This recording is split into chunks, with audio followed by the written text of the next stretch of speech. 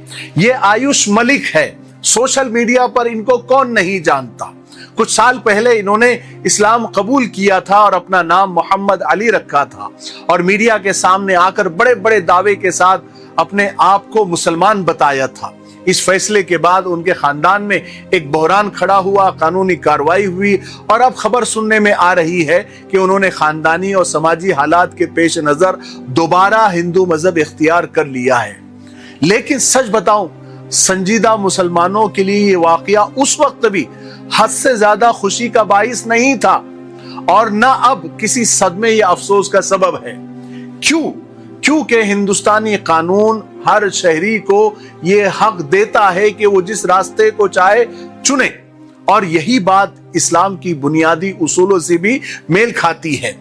ہم قانون کو بھی ماننے والے ہیں اور اسلام کو بھی ماننے والے ہیں، اس لیے ہمارے لیے یہ کوئی بہت بڑی چیز نہیں ہے۔ اسلام کی نظر میں کسی کا آنا یا جانا اس کے اپنے ضمیر اور فیصلے پر نربھر کرتا ہے، کیونکہ ہدایت کا تعلق دکھاوے یا شور شرابے سے نہیں بلکہ دل کی گہرائیوں سے ہوتا ہے۔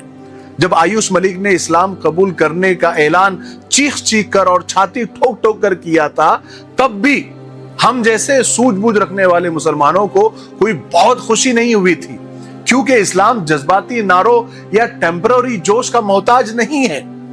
ویسے بھی سب کے لیے، ہم جیسے پیدائشی مسلمانوں کے لیے بھی صرف کلمہ پڑھ لینا اصل نہیں ہے، اس کلمے پر آخری سانس تک ٹکے رہنا، جمے رہنا، ثابت قدم رہنا، یہ اصل ایمان ہے، یہ اصل کمال ہے۔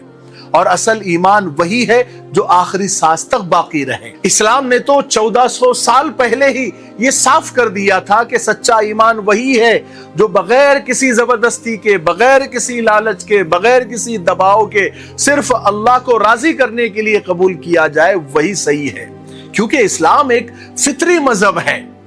دین فطرت کہا ہی اسی لیے جاتا ہے کہ یہ انسان کی عقل اور روح کو آزاد چھوڑتا ہے۔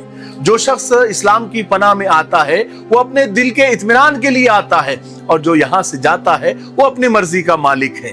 جذباتی فیصلوں کی بنیادیں کمزور ہوتی ہے، اور جو عمارت کمزور بنیادوں پر کھڑی ہو اس کا گرنا کوئی تعجب کی بات نہیں ہے۔ اس سے ہم کو ایک سبق ملتا ہے کہ اسلام کی اپنی ایک شان بے نیازی ہے۔